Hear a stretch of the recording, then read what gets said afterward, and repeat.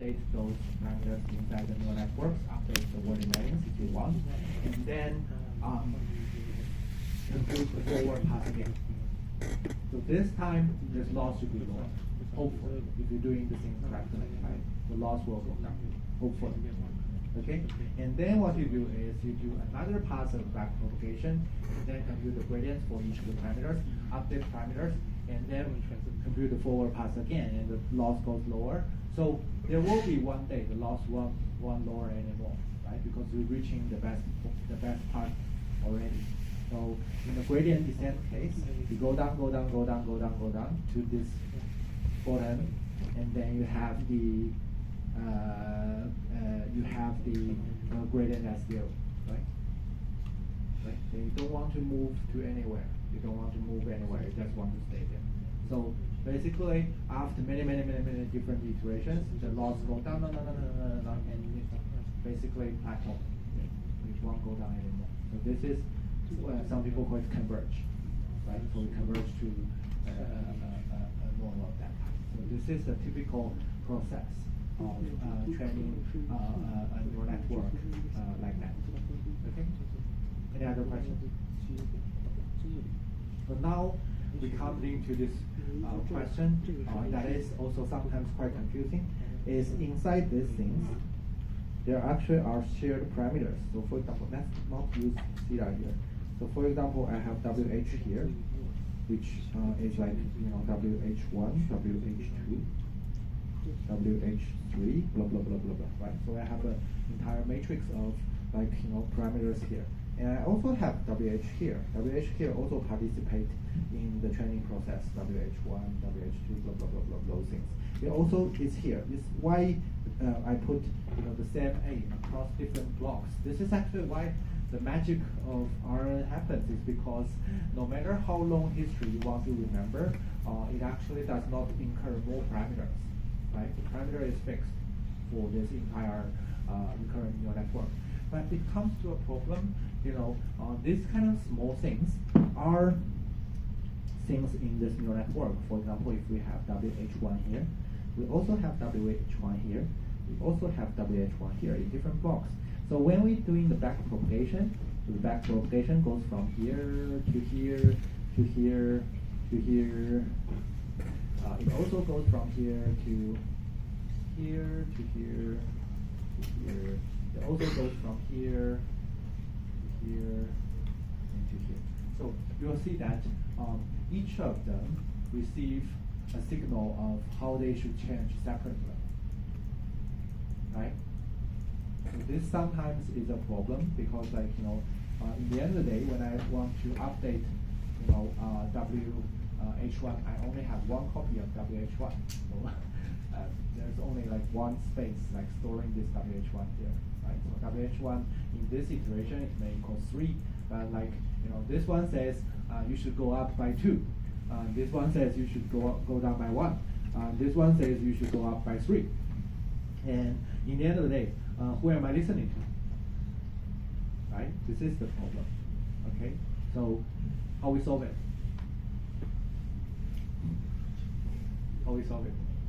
This one says you should go up by 1. This one says you should go down by 2. This one says you should go up by 3.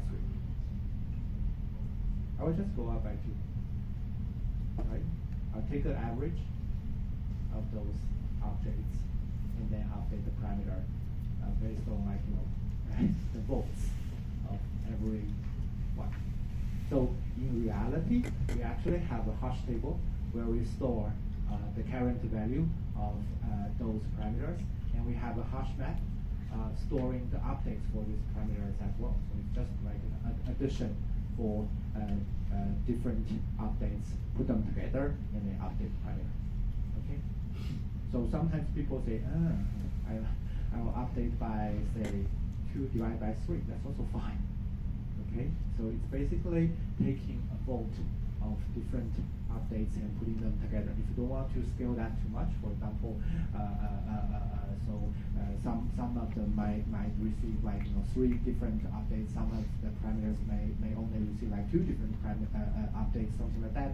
Yeah, you can normalize the thing, but it isn't a problem in general. Okay. Cool. So next, remember again the softmax function is that when we compute the probability, then we actually know what the next word looks like. Okay. So we'll be basically picking up this 0.9 here and compute negative log 0.9, and this serves as a loss for predicting students the word. Okay, so if we want to, if we know the next word is say there, and there is the fourth word, and then we compute the probability of there, and the probability given by the model is 0.01. This is bad. And then the loss incurred from there is negative log 0.01. Okay, so you have a quite large to pay there. Okay, so you want to minimize that. You want to increase the probability of this thing. Okay, so softmax error is easy. Like when we map things into the score, so this is vocabulary size. This is always vocabulary size, but we always like mapping something, say HT, for example, into the size of vocabulary size, right? So what we actually do is we actually got, say HT here. The intuition is like that. So we got HT here. So HT, what HT should mean?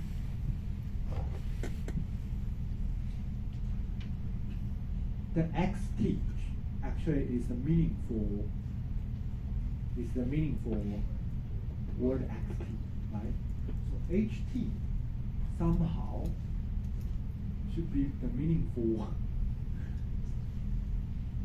right?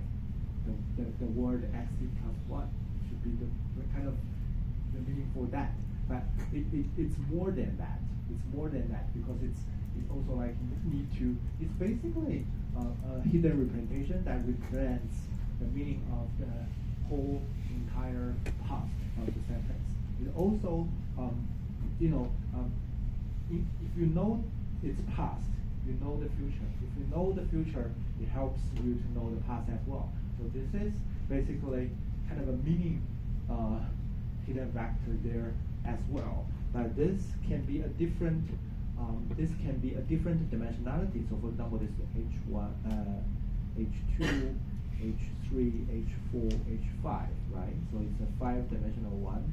And then we will moving that to a vocabulary size of 10. So it's basically saying, based on this, can we score for 10 different words, what their score are. So we basically score for each of the words based on this H1, H2, H3, and H4. And H5, and then you have the scores, then you map it to a probability. Okay. So I also have a very good question during the class is why would we like to have a word embedding here? Why we not just say this is word number 6, this is word number 3, this is word number 5. So we just say x minus t equals 6.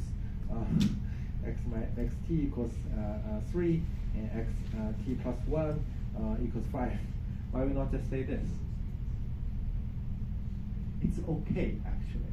In fact, there is a way of inputting that as a one hot vector where this is like 0, 0, 0, 0, 0, 1. This is 0, 0, 1, 0, 0, 0. I hope you know what I'm doing here. 0, 0, 0, 0, 1, 0. Something like that.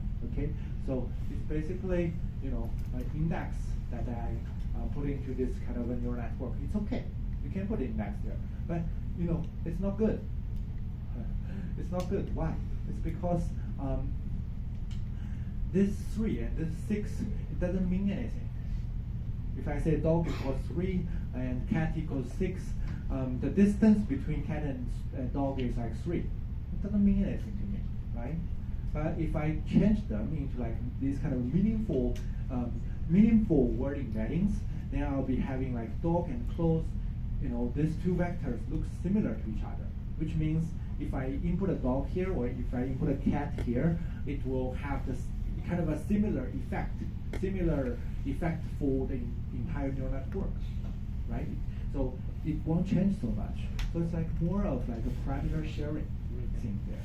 So I have this space of parameters. So for example, the word embedding is like 100 dimensional, and I'm using this thing to share more effectively, to let the word that has the similar meanings actually have closer distance, so that the WH, those things, work with them, can share the power of statistics inside those word embeddings.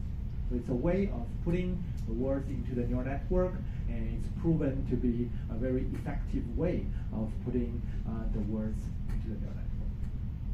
Okay, so if you're using like 3 or 6 word those kind of things there, it doesn't help a lot in terms of representing its meaning. So I think there is actually people talking about one thing called representation learning. So these days. The machine learning conference, the top machine learning conferences are Europe's ICML. ICML is like the International Conference for Machine Learning, and ICLR, ICLR.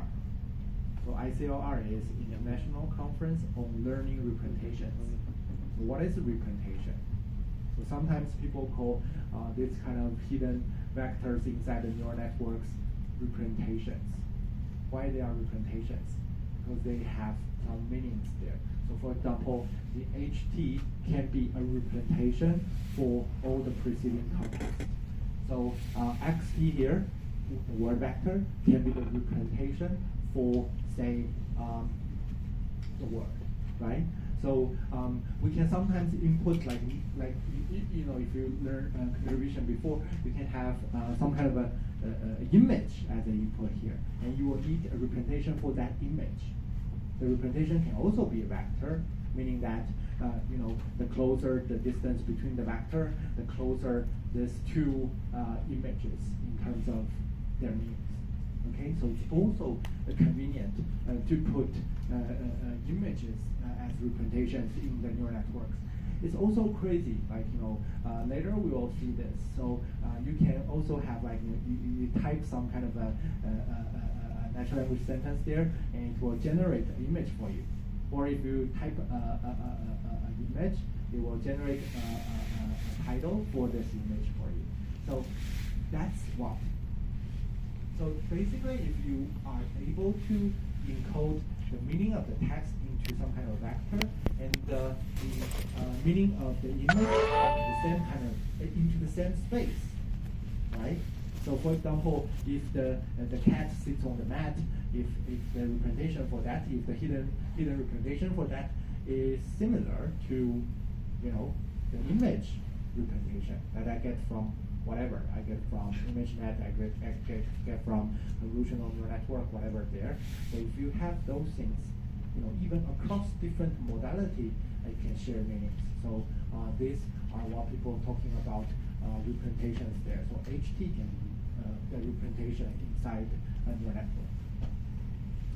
Okay, questions? Yes.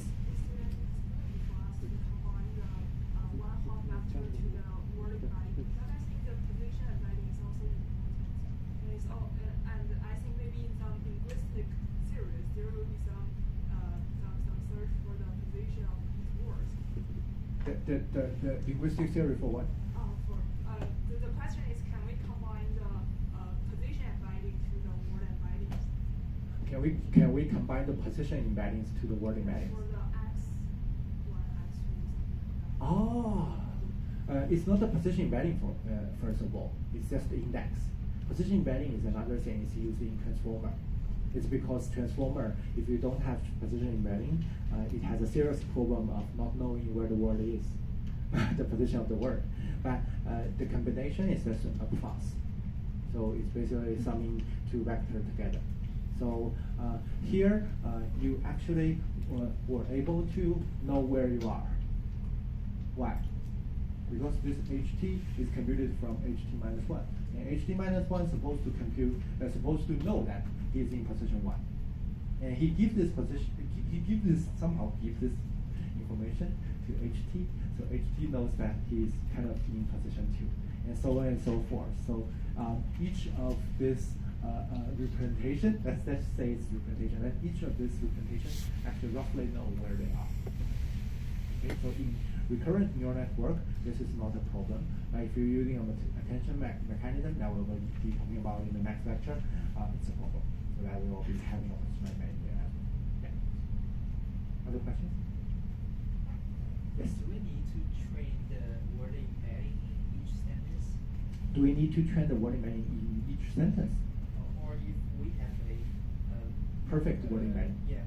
We have the experience. Can we just use that? Yeah, if we have a perfect word embedding, you can just frozen the word embedding and never backpropagate to that. That's okay. Yeah. That's totally your choice. Yes. You can also using not that perfect word embedding to initialize those word embedding matrix, right? And then train from there and change from there. That's actually what people typically do. So they can train word embedding from other objectives and then just move it into the recurrent neural network and continue to train those things. Because it's just numbers, it's just parameters. Other questions? No? Okay, so we'll finish this and then we'll talk about it in the next lecture. So this is actually quite simple. This should be simpler than the language model problem. This is RNN for tagging. So we just use RNN to predict the next word and use it as a language model. Here we use it to do this kind of a task. So what is this task is part of speech tagging. Part of speech tagging is you have a sentence, and then you want to give each word inside this sentence is part of speech. So for example, the first word, perfect, here is a noun, and the second word here is a verb, and the third word is a preposition, whatever it is. Basically, you give each of the word a class, a word class. Okay, so each of the word will be having a label. Okay, so this label is either N or V or P or whatever these things are. Okay, so basically this is what the task of part of speech tag. And you can have other tasks as well. So for example, here you have a famous task called name entity recognition. So the task is given a sentence, you want to tag the company name, you want to tag the location, you want to tag the person, basically all these name entities inside the sentence. Why is the tagging problem? Why is the tagging problem? After all, why?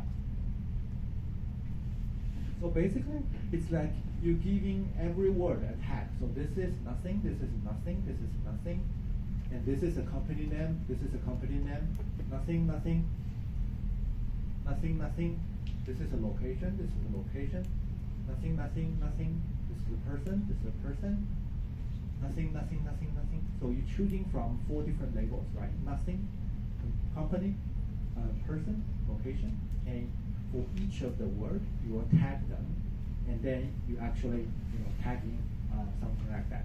Yeah. Okay, so it's also you have a bunch of words x1 to say xn, and for each of the word, you will be having a tag for them. So y1 to yn, and this y1 can equals to nothing, company, location, or person, right? So it's like you're still doing the classification task there, determining the tag for each of the things. So to do this kind of a task, this is also a supervised learning task. This is quite simple. I hope you guys can see that. So for example, if we're doing the Boeing company, for example, then it's like here, I want to predict a label here, and this is a label between nothing, company, person, location, right?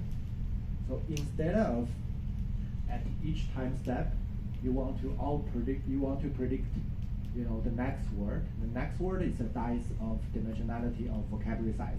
Here you have a dice of number of labels. It's even easier for you, right?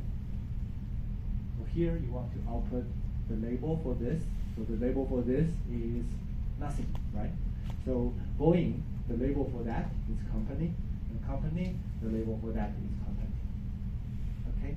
It's just changing the training data. So originally, when you were training the language model, for example, you have a sentence, the Boeing company, X equals to the Boeing company, and Y equals to what?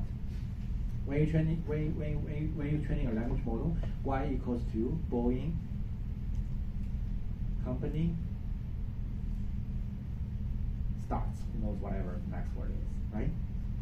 When you're training a language model, at each time step, you're predicting the next word, right? So at time Z, you're predicting Boeing. At time Boeing, you're predicting company. At time company, you predict the next word for where it starts. Just have that for example. But here, what you want to do is you'll have Y equals to nothing, company, right? So if you write a code, for tags, you don't even need to change the code. You change the training data and it's okay, right? You just change the training data, and then the same RN code does the job for you. It's like in every time step, we want to predict the correct label for that one. So here, when we map HT to YT, so say HT is still of dimensionality 5, then we'll map it to YT. YT, what dimensionality is YT? YT is the dice, right? YT will be scoring for different classes. What's the dimensionality of YT? 4, right? Why? Because we have 4 tags. So in part of speech tagging, we have probably different tags like 20, is it 28 or 29 something? In this kind of things, we have 4 different tags. And then your training is quite simple. It's the loss you have here. If we're here, like the tag is nothing. And if you didn't pick nothing, or you actually picked nothing as only probability 0.1, then pay a high loss here. Then at this time step, you pay for the probability for company, and then you do some summation of losses and do the back propagation. This is the RNs that we use for tagging. Right? Simple? Okay. One last question. It's actually not related to your network or whatever anymore, but do people know what's the problem here? So if we tag those things as nothing, company, location, and person, what's the problem? What's the problem? So if we have something like, if we have something like